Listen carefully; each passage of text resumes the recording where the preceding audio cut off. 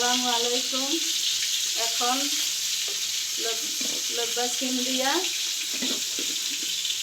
আলু দিয়ে তেলাপিয়া মাছ দিয়ে রান্না করব।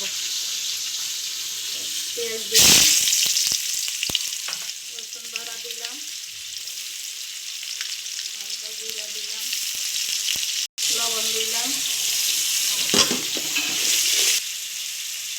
আধা চামচ হলুদ দিলাম, 1 চামচ মরিচ দিলাম,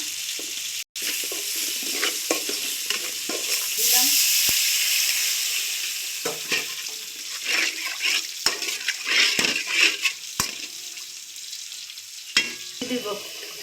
এখন সবজি দিব। সবজি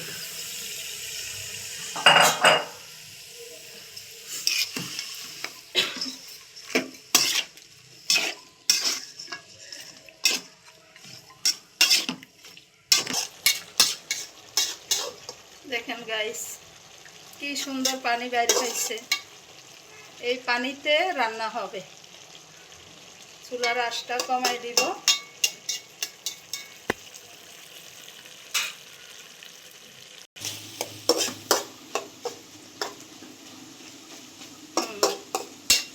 দেখেন একটু পানিও দিই নাই।